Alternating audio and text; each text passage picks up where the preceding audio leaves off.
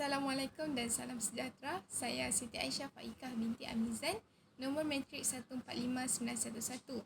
Berikut merupakan tugasan perbentangan individu bagi HMT 223. Jurnal yang dipilih ialah Journal of Business and Social Development yang bertajuk penggunaan bahasa dalam laman blog dari aspek morfologi. Menurut Nik Safrul Karim, morfologi ialah bidang ilmu bahasa yang mengkaji struktur, bentuk dan penggolongan kata. Struktur kata dimaksudkan sebagai susunan, bentuk, bunyi, ujaran atau lambang yang turut menjadi unit bahasa yang bermakna.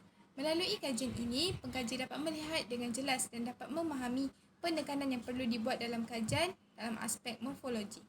Kajian ini bertujuan untuk mengenal pasti kesalahan bahasa yang terdapat dalam penulisan blog dan untuk menguraikan proses pembentukan kata khususnya dari aspek pengimbuhan kata nama, kata kerja, kata ganda, kata majmuk dan kata adjektif. Pengkaji telah membuat kajian berdasarkan 4 bentuk kata. Bentuk kata yang pertama ialah bentuk kata tunggal. Kesalahan pada ayat pertama ialah penggunaan kata kad yang membawa perkataan dekat yang telah dipendekkan. Kata dekat merupakan golongan kata adjektif jarak. Hal ini menunjukkan penggunaan kata adjektif dekat yang telah dipendekkan dalam ayat menyebabkan berlakunya kesalahan kata tunggal. Penggunaan kata sendi nama di sesuai digunakan dalam ayat kerana ia merujuk kepada tempat dan ruang konkret.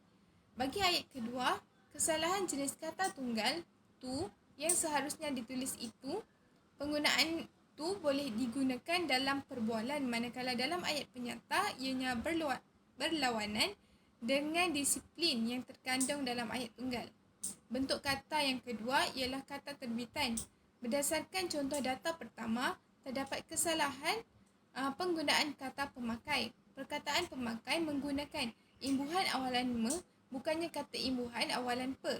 Hal ini kerana pemakai merujuk kepada orang yang memakai, sedangkan dalam ayat menunjukkan cara seseorang sedang memakai minyak wangi. Jadi, perkataan memakai sesuai dalam ayat tersebut. Kesalahan yang terdapat pada ayat kedua ialah penggunaan kata terbitan, apitan menghilangkan. Menurut Tata Bahasa Dewan edisi ketiga, kata terbitan ini haruslah ditulis secara rapat. Hal ini kerana tiada kata terbitan yang terbentuk dalam keadaan jarak. Kata terbitan apitan wujud dalam kata nama terbitan, kata kerja terbitan dan kata adjektif terbitan. Bentuk kata yang ketiga ialah kata majmuk. Kesalahan dalam ayat ini ialah kesalahan penggunaan kata majmuk dianaktirikan. Kata dasarnya iaitu anak tiri merupakan kata majmuk yang dieja terpisah. Namun kata tersebut akan berubah bentuk apabila digunakan bersama-sama imbuhan. Kata majmuk terpisah akan dieja secara rapat atau bercantum setelah menerima imbuhan apitan. Bentuk kata yang keempat ialah kata ganda. Terdapat kesalahan penggunaan kata ganda berentak, kelam kabut yang tidak mempunyai tanda sempang dalam data itu. Ejaan yang betul ialah meletakkan tanda sempang pada tengah-tengah perkataan kelam dan kabut. Kelam kabut merupakan penggandaan berentak kata adjektif yang terhasil daripada pengulangan kata dasar berasaskan rentak bunyi tertentu dalam kata dasar. Selain itu, Abdullah Hasan menegaskan morfem terikat mesti digunakan bersama-sama sekurang-kurangnya satu morfem lain. Penggunaan kata kadang-kadang juga merupakan morfem terikat kerana tidak dapat berdiri sendiri tanpa digandakan. Kesalahan dalam ayat ini ialah kesalahan penggunaan kata ganda kekadang. Kekadang merujuk kepada kata ganda kadang-kadang. Hal ini kerana kadang-kadang merupakan penggandaan penuh iaitu proses yang menggandakan keseluruhan kata dasar sama ada kata dasar itu mengandungi imbuhan ataupun tidak.